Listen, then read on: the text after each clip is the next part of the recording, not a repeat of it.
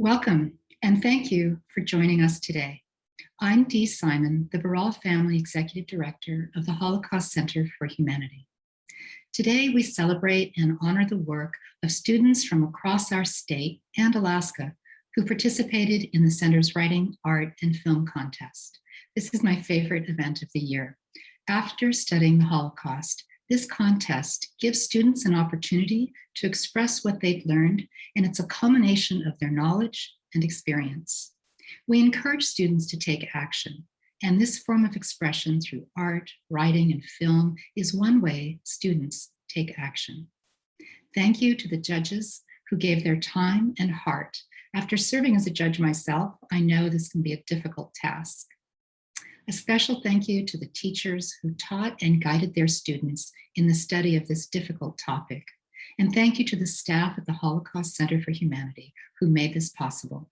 Alana Cohen-Kennedy, our education director, and her team, Julia Thompson, Paul Rubbelberg, Morgan Romero, Rosie Campos.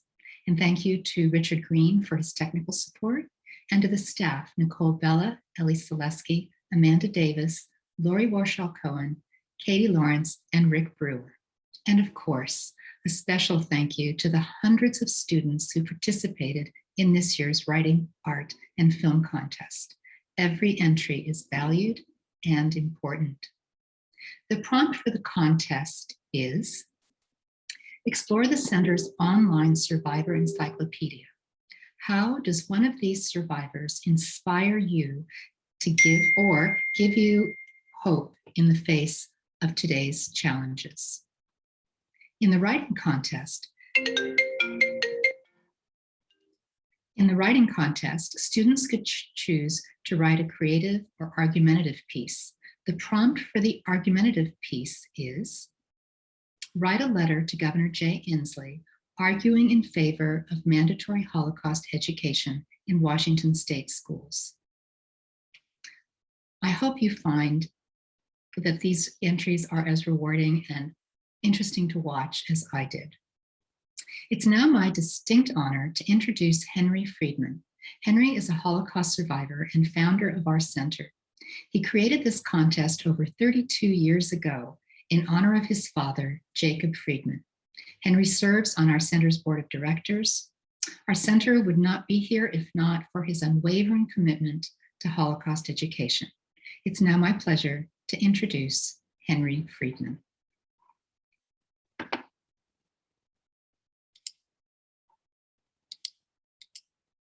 My name is Henry Friedman, and I want to thank you students for participating in this year's Creative Arts and Video Contest. I started this about 30 years ago in honor of my father, whose name was Jacob Friedman. The reason for that is because my father valued education. During Nazi occupation, Jews could not go to school and Jews could not teach. My father asked a Jewish teacher to come to live with us on a farm so that we wouldn't fall too far behind, me and my brother, in our education. In 1942, Nazis decided the Jews have to move in to a small part of the city of Brody, where we lived. However, at that time, we were about 10 kilometers outside the city of Brody. And my father felt, once they have us in the ghetto, it's going to be very difficult for us to get out because being surrounded by barbed wires. He, therefore, found two Christian families that took us in when time for us was to go in to the ghettos. We disappeared in 1942 in October from existence. My father found a space with a Christian lady, did not tell her husband or her two teenage sons that she was hiding my father. Myself, my mother, and my younger brother, and the Jewish teacher went to another Christian family. We found space up in the loft. I want you to know, for the 18 months that we were in hiding, The teachers kept our minds going. Because of it, one time when we were liberated in 1944, I was able to start school again and skip 3 years of behind that I was behind in classes. I needed help on certain subjects, but because of that teacher being with us at that time, even though we were infested with lice and fleas, we were hungry, we were starving, but she kept our minds going in the worst possible time. We were living from hour to hour in fear. And I'm and therefore, when I thought about what can I do to honor my father, this was one of the things, and I want you students to know that what you're doing, I know my father's long gone. He would appreciate that. But I also want to thank the teachers for encouraging you to study this terrible time in history. Because teachers, in my opinion, are like angels. They pass on knowledge. Knowledge is the most you can see, but it's the most important gift that a human being can give to another human being. So to me, teachers are like angels. And one other thing I want to share with you. You know, one time my family owned money. Money became valueless. You couldn't, they devalued the money.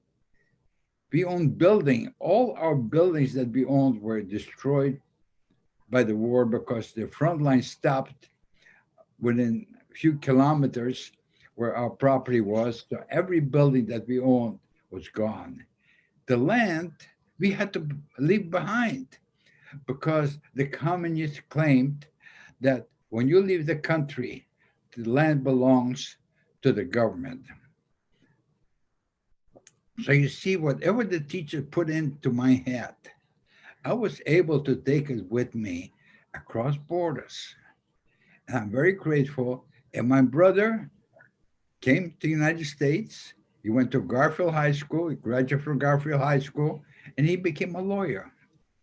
So whatever I can suggest to you, students, don't give up.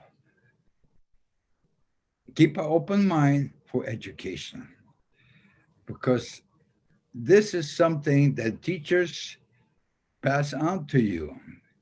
But one other thing I want to add, each one of you is different, but each one of you can make a difference. Don't be indifferent when you see injustice being done to fellow human being because you can make a difference. I am alive today because one person risked her life.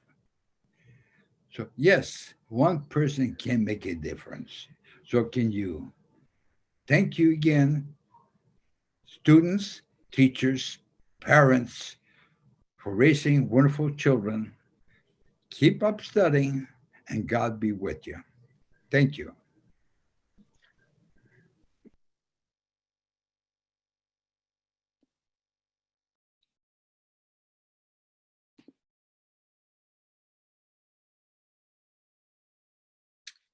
Thank you, Henry. That was very special to see. We're very grateful for your support of the Writing, Art, and Film Contest for many years, and also for inspiring countless students with your story. My name is Julia Thompson. I'm the Education Program Manager here at the Holocaust Center, and I'm pleased to kick us off today with announcing the first category of winners from the 5th and 6th grade art section.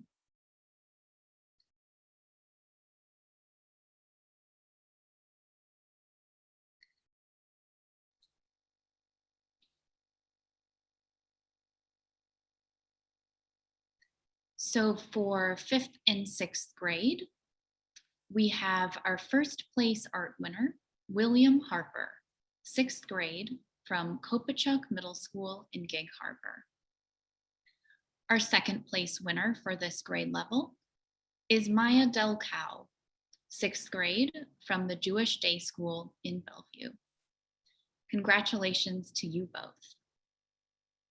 Now, I'm excited to introduce our first student guest, first place art winner from grades 5th and 6th, William Harper, joining us live to speak about his winning entry. Hi, William. Hi.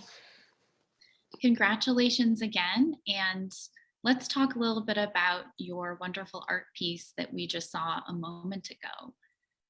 Can you first tell all of us what made you decide to enter the art contest this year? So I take an art class every week, and my mom, she told me about this contest, so I decided to join. That's great. Thank you for sharing that. And why did you choose to focus on the story of Thomas Blatt, the survivor that you painted? I didn't know what to paint next, so I decided to try painting a person. And I had the idea to paint a person showing half black and white and half color, because to symbolize confinement versus freedom. And Thomas Blatt had good pictures of both him young, black and white, and older in color. Mm-hmm.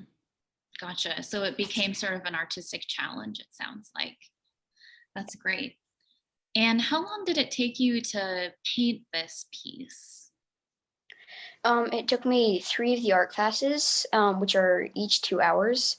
So it took a total of 6 hours. Wow, that's a pretty significant chunk of time. That's fantastic. I'm wondering if you can share anything you learned from entering the contest this year about art or about the Holocaust. So this was the first painting of a person I had ever done. So I learned that painting people is hard. And I also learned that I learned about Thomas Blatt's story and his escape from the death camp, which was very inspiring. And he was very lucky. Thank you. Now, finally, I wanted to ask why you think it's important for students your age to learn about the Holocaust. I think it's important to learn about the Holocaust so that we don't repeat it. And it also helps us to respect others and their beliefs, even if they're different from ours. That's great. Well, William, thank you so much for chatting with me for a couple of minutes and sharing to all our viewers out there a little bit about your inspiration for the work. So congratulations again, and have a great rest of your day. Thanks. Bye. We're going to continue on announcing the art category winners with 2 more grade levels. For the 7th and 8th grade level, first place is Aida Chen, 8th grade from College Place Middle School in Linwood. Second place is Jacob Friedman, 8th grade from Torah Day School in Seattle. Third place goes to Shelley Bassley, also 8th grade from the Jewish Day School in Seattle. And an honorable mention goes to David Soames, 8th grade from Coopville Middle School in Coopville. Congratulations to our 7th and 8th grade art winners this year. Finally, we have our grades 9 through 12 or high school art category winners. First place goes to Lily Collett, 9th grade from Garfield High School in Seattle.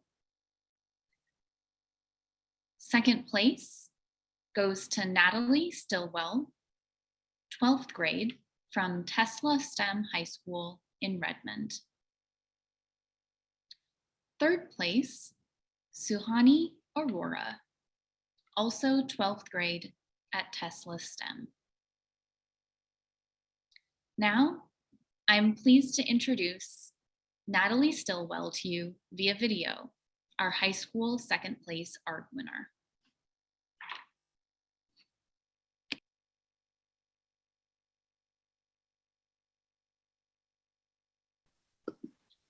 Hi, Natalie. Thank you so much for participating in our program today.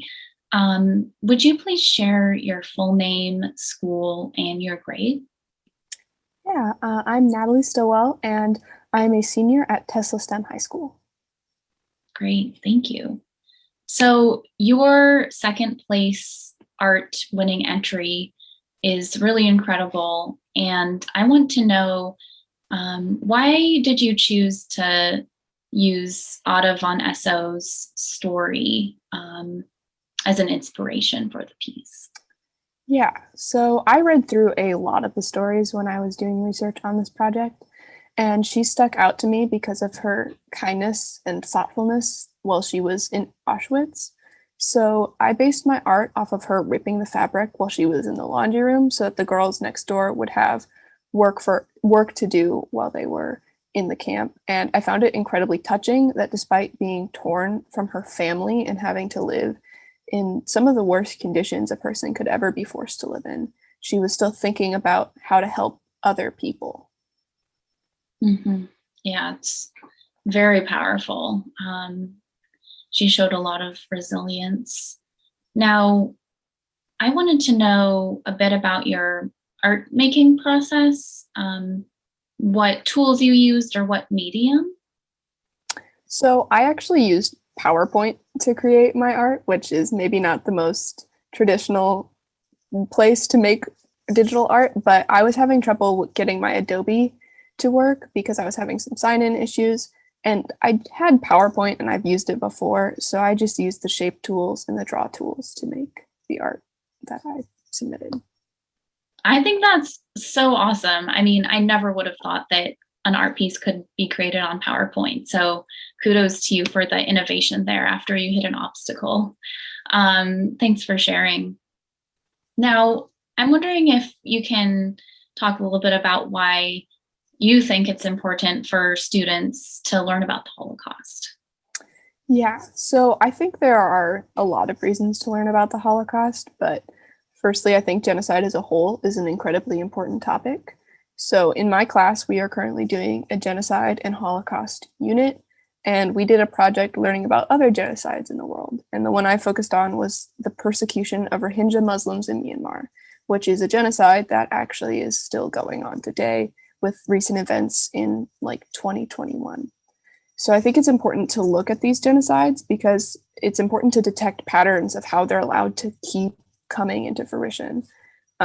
Like a big phrase after the Holocaust was never again, but genocides around the world are still happening, and maybe it's not at the same scale, but they're still happening.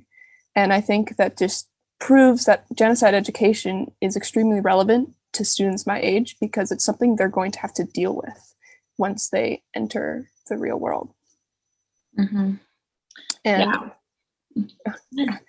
And there are another reason for looking at specifically the Holocaust is it talks about anti-Semitism.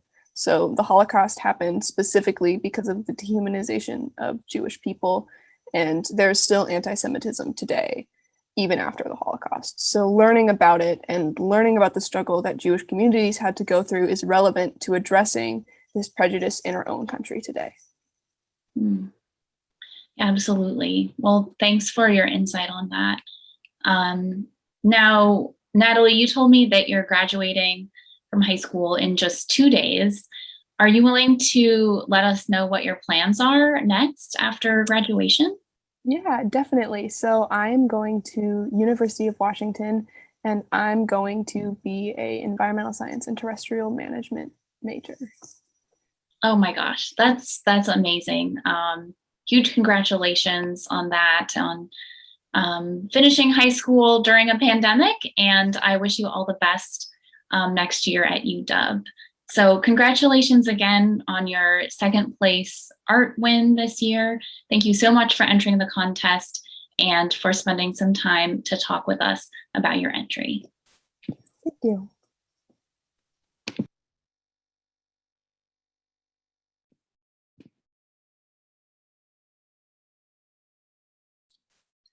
Thanks again, Natalie. And don't forget that you can view all of the winning art entries on our website, holocaustcenterseattle.org. Click on Programs and Events, and then Writing, Art, and Film Contest. Now, I will pass it over to Alana, our Director of Education, to announce our many writing contest winners. Thank you so much, Julia. As Dee said at the beginning of the program, students entering the creative writing section were asked to look at the Holocaust Center's Survivor Encyclopedia, which features survivors in Washington State, and then to consider how one of these survivors inspires them or gives them hope in the face of today's challenges. Students entering the argumentative writing section were asked to write a letter to Governor Jay Inslee in support of mandating Holocaust education in Washington State. And as Julia mentioned, you can view all of the winning entries in full on our website. And there's a link in the chat if you want to click over there now to see them. All right, so we will start with the winners of the 5th, 6th grade argumentative writing section. And they are, first place is Yehuda Katzman, 6th grade from Seattle Hebrew Academy. And second place, Alexandra Toffin, 6th grade from Toccoa Elementary in Toccoa. And the winners of the 5th, 6th grade creative writing section are, first place, Lily Miller, 5th grade from Herzl Ner Tamid on Mercer Island. Second place, Judy Aronson in 6th grade at Torah Day School in Seattle. Third place, Rivka Maiman in 5th grade, also at Torah Day School in Seattle. Congratulations to all of our 5th, 6th grade winners. Our education program manager, Julia Thompson, had a chance to talk with Lily Miller, the first place winner of the 5th, 6th grade creative writing section, to learn more about what inspired her. We're going to watch a short video of their conversation. My name's Lily Miller. I go to school at Cascade Ridge Elementary. I'm in 5th grade, and my temple is Herzl Ner Tamid. That's great. Thank you so much. Now, I wanted to know how you decided to focus in your winning writing entry on Susie Sherman. My teachers, Maura Andy and Maura Nicole, gave us some options, and Susie Sherman's story was really interesting and important, and I think it shared a lot about the Holocaust that people would wonder about. Great. That's really good to hear. Now, did you write this poem all in one sitting in one day, or tell us what the process was like? I wrote most of it in one sitting, but I changed words and edited it about once a week, getting new ideas and adding on to it. Okay, thanks for sharing. Now, what did you learn from entering the Holocaust Center's writing contest this year? I learned that I can be more confident about my poems, and I feel better about sharing them with people. Oh, that's so great to hear. So it sounds like you write other poems, or it's a hobby of yours? Yeah. Fantastic. Well, I'm so glad you decided to enter one of them in our contest.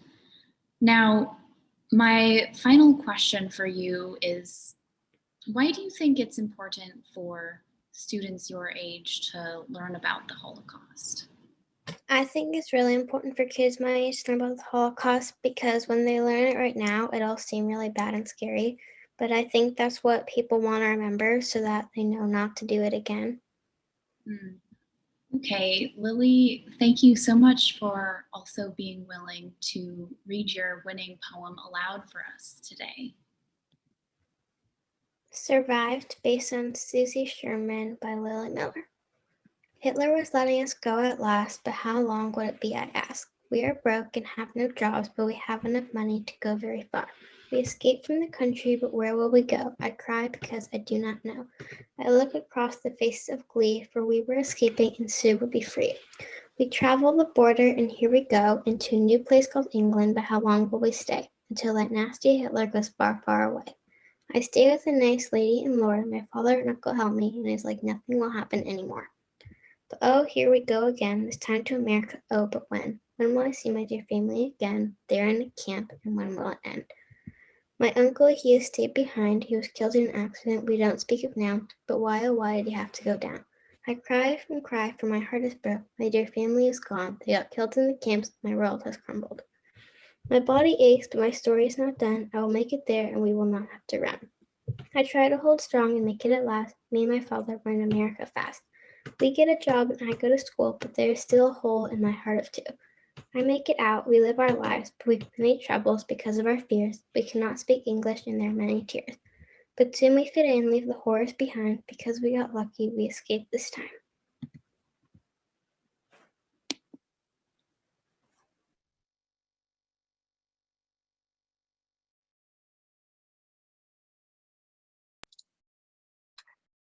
Thank you, Lily and Julia. I'd now like to acknowledge all of our writing contest winners, starting with the 7th and 8th grade argumentative writing section. First place in 7th and 8th grade is Edward Pereira, 8th grade from Coopville Middle School in Coopville. Second place is Stephanie Courtwright, 8th grade from St. Luke's School in Shoreline. And third place is Isaac Hoffman, 8th grade from Torah Day School in Seattle.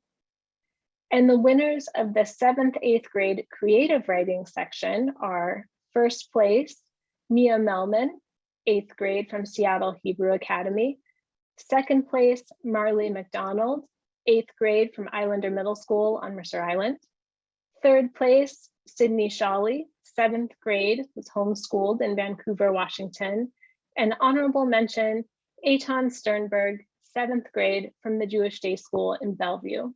Congratulations to all of our 7th and 8th grade winners. Now on to our high school winners. These are the winners of the 9th through 12th grade argumentative section. And they are tied for first place, Madeline Smith, 9th grade from Garfield High School in Seattle, and Alexis Borley, 10th grade from Eastside Prep in Kirkland. Second place is Samuel Beal, 10th grade, Enumclaw High School in Enumclaw. And the winners of the 9th through 12th grade creative writing section are first place, Elisa Pokazanyeva, 10th grade, Shorecrest High School in Shoreline. Second place, Maria Arciniega from Enumclaw High School in Enumclaw. Third place, Elise Sundquist, 10th grade, Enumclaw High School. And honorable mention, Dalton McCullett, 9th grade, also from Enumclaw High School. Congratulations to all of these incredible students for their work, and a huge thank you to the many parents and teachers who supported them. Just a reminder that you can read all of these entries in full on our website, holocaustcenterseattle.org. I'd now like to turn it back to Julia to introduce the film winners. Thanks, Alana. So we are on to our final main category, film, after concluding the announcements of art and writing. So for the younger film group, which is grades 5th through 8, our first place winners are Tyler Rubenstein and Lucas Fleege, both 8th graders at Maywood Middle School in Renton. Second place goes to Riley Aker, 8th grade from Einstein Middle School in Shoreline. And third place is Mika Hill, 7th grade, from Lake Washington Girls Middle School in Seattle. Congratulations to these winners. Now we're going to give you a sneak peek at both the first place film from this grade level, made by Tyler and Lucas, followed by, we'll take a look at what Lucas and Tyler had to say when they sat down with Alana to talk about their film.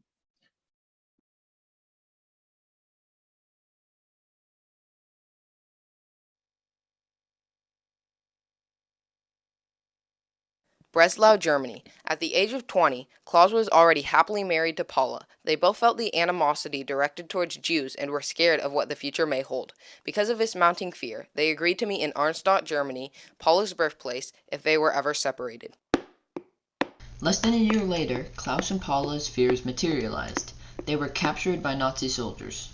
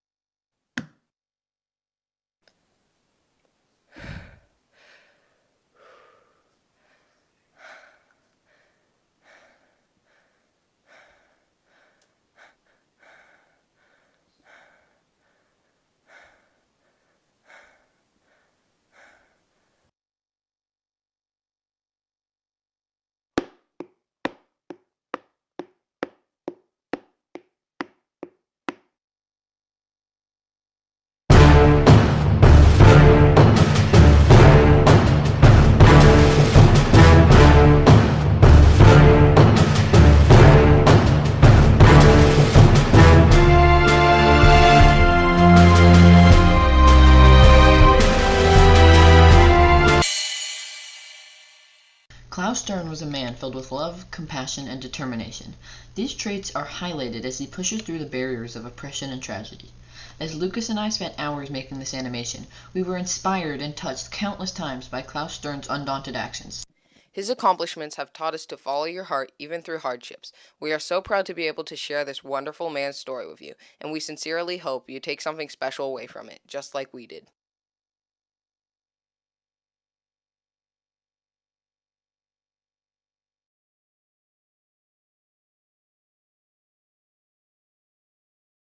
First, tell me, how long did it take you to make this film? You said that you put a lot of time into it. So yeah, we started working in mid-January, and we made all the scenes and characters. And then starting early April, we started animating everything and put in probably a couple hours most nights, and finished on April 30th, the deadline. And we estimated that we worked for 50 hours each working on calls together. Wow. That's great. Tyler, anything you want to add to that? No, that was about it. It took a long time. Yeah, no kidding. How did you decide to focus on Klaus and Paula's story? I've researched them in the past and done a couple projects about them, and every time I look at them, I'm always impressed by like the determination of Klaus walking through the war-ravaged Europe to find Paula. And so when we were looking for ideas, I showed this to Lucas, and he also liked the story, and we both felt that we should share this wonderful story. And so we decided to do Klaus and Paula. So I love how you depicted that in the end too, the two of them coming together. What do you feel like, if anything, did you learn from doing this project, either about the Holocaust or even about animation or both? Well, whenever I've done this contest, I always like think about there's so many like courageous people that have important stories that need sharing, and I'm always impressed and inspired by what they've done, and I'm just proud I get to share. But about animating, I learned a bit about like what it really is, and I kind of respect like Disney and Pixar a bit more for those movies. How about you, Lucas? So this was my first time doing the competition. And I was scrolling through the database before we decided on Klaus and Paula, and I just saw how many people were affected by the Holocaust and just how many didn't end up with a happy ending like Klaus and Paula, who got reunited. Many people were separated for life. And I just learned a lot about that. And then about animating, I just really learned how long it takes to create a piece. It's not as simple as it looks from the final piece. You don't actually see the hours that were worked on. So why do you think it's important for students your age to learn about the Holocaust? So the Holocaust was a terrible time where people like claim superiority due to their religion or identity. And as it's been seen many times, history repeats itself in some way or another. And I believe that knowledge can prevent repetition. You can see what's happening. And for example, there are so many reports of like kids our age that don't know the gravity of like certain words or gestures like the Nazi salute. And like they're not doing it with a mean intent, but like certain things like that can build up into something much worse. And just learning about it for like even a month in school can really help teach people about this time. And like some people don't believe the Holocaust even happened, which is like disrespectful to people that lived through it and survived it. Thank you, Tyler. How about you, Lucas? Anything you want to add? I'd say pretty much just the same, and how people today are still tied to survivors from the Holocaust, either like it's relatives or friends of relatives, and just knowing and respecting that some people are know people who have gone through this terrible event. Wonderful. You guys are so awesome. Thank you so much for doing this, and really great work on the video. It's just outstanding, and you can see how much time and thought went into every detail that you did in there, in your backgrounds, in the story, in the characters. You did a really outstanding job.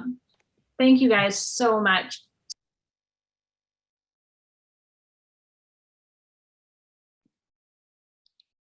That was great to see. Thank you, Lucas, Tyler, and Alana. And I just want to give a little shout out to Tyler, because this was his third year in a row winning a prize for the Holocaust Center's Writing, Art, and Film contest. And he's also a member of our Student Leadership Board. So thank you again to the 7th and 8th grade, the 5th through 8th grade film entrants and the winners. Now we're going to finish up with the announcement of the high school film winners. First place goes to Henry Liao, 12th grade from Tesla STEM High School in Redmond. Second place, Ananya Ganapathi, also 12th grade from Tesla STEM High School. And last, but certainly not least, third place is Ananya Ganapathi, another 12th grader from the very prolific Tesla STEM High School in Redmond. Now, please take some time to watch all 6 winning student films on our website. Again, you can click that link in the chat that Alana posted a little bit ago, or go to our website and navigate to programs and events, then Writing, Art, and Film Contest.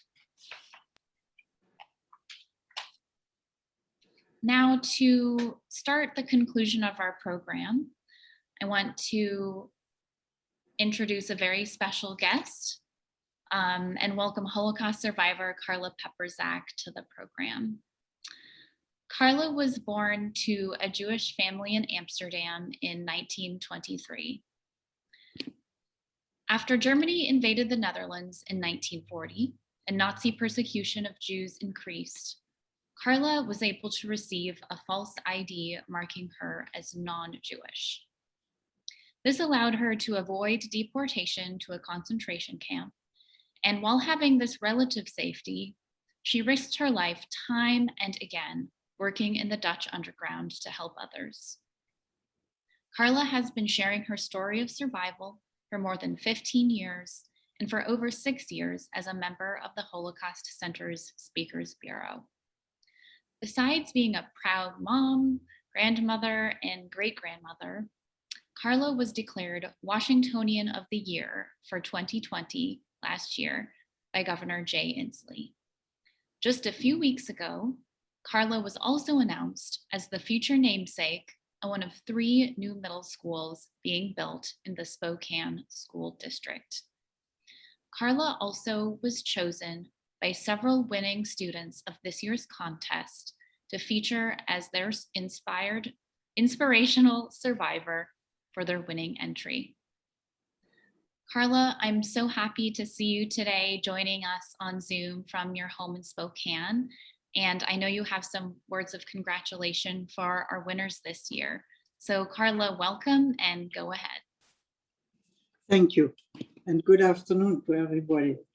What a special occasion this is. And I'm so honored and pleased to be asked to say a few words of congratulations. I'm very impressed on the different students I saw this afternoon and on their work. It's amazing. I received one of the 8th grade winner, Edward's Pereira's letter to the governor, and to ask him that the teaching of the Holocaust become mandatory in the Washington schools. And I, of course, also wish to thank all the teachers. What is so important to teach about the Holocaust and to become knowledgeable about the awful things that took place during those years?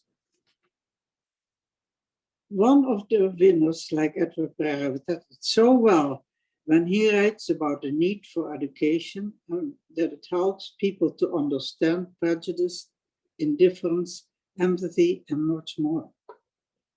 Over the centuries, there have been many, and sadly still are, genocide taking place. People killing people for some unworkable reason. So why the emphasis on the Holocaust? The Holocaust is different not only because of the magnitude of the killing of 6 million Jews and 3 million other undesirable, totally innocent individuals, only because a madman felt they do not fit in the scheme of a perfect German population, and so they were undesirable. What made this so unbelievable and frightening that this happened in Germany, a country close to us, our home, to our way of life, a country which was possibly the most civilized country in Europe, and highly well-educated, sophisticated population, outstanding in literature, music, and science. Citizens of such a place can be persuaded by false propaganda to kill on such a scale their fellow Jewish citizen, then this can happen any place, which is so frightening.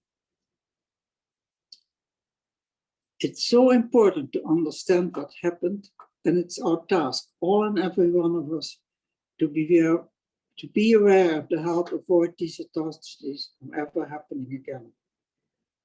Personally, I find it is my mission in the last part of my life to educate and to talk about my own experiences to as many people as possible. And to talk about the Holocaust, I feel strongly that I owe this to my relatives and many friends who were murdered.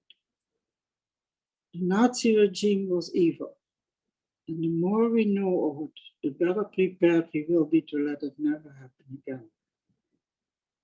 Edward ends his letter to the governor by pointing out my deep and firm belief in the word respect, that we all learn to respect our fellow human beings, and if we can do this, we will never see another genocide. Please keep on spreading your knowledge about the Holocaust, and also respect and teach every person you encounter. And thank you very much for being part of this, and I'm very impressed about all of it. Thank you. Thank you so much, Carla, for being with us today and for being a part of this program. It's inspiring to see the entries that students wrote because they were inspired by you and your story. So thank you so much. And if any of you listening today want to hear more about Carla's story, please join us for our Lunch and Learn program on July 13th at noon, in which Carla will present along with Dr. Ray Sun from Washington State University. Thank you again to all of the students who entered the contest and the many parents and teachers who supported them. This program has been recorded and will be available starting tomorrow on our website. We invite you all to come and visit the Holocaust Center's museum, which is open on Sundays. And you can reserve your tickets online to explore the exhibit, Finding Light in the Darkness, which highlights the stories of local Holocaust survivors, showcasing artifacts and video testimony. Please also consider becoming a member of the Holocaust Center for Humanity. By becoming a member, you help the Holocaust Center to teach the lessons of the Holocaust, inspiring students of all ages to confront bigotry and intolerance. Members receive free unlimited admission for the year, and members also receive the satisfaction of helping to sustain the important work of the Holocaust Center.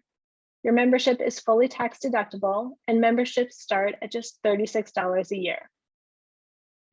You can find out more on the Holocaust Center's website, holocaustcenterseattle.org. The Holocaust Center offers weekly Lunch and Learn programs every Tuesday at noon on a variety of topics that present perspectives and voices that challenge and inspire people to confront racism and consider how their actions make a difference. Next Tuesday is the second of 4 programs in the series, Embracing Our Humanity and Diversity, sponsored by Verizon. Next week, Sharon Rennert, the granddaughter of Tuvia Bielski, will share her grandfather's remarkable story of being a resistance fighter, a partisan in the woods of Poland. The Bielski partisans, as they became known, achieved the largest armed rescue of Jews by Jews during the Holocaust. Their story inspired the Hollywood film Defiance, which stars Daniel Craig. Sharon Rennert is a documentary filmmaker who has been exploring her family history for almost 2 decades, and she will share her discoveries about her legacy, which has taken her on a worldwide journey from Brooklyn to Belarus and has helped her build a rich family archive that provides personal insights into the inspirational heroes and survivors of the Bielski partisans.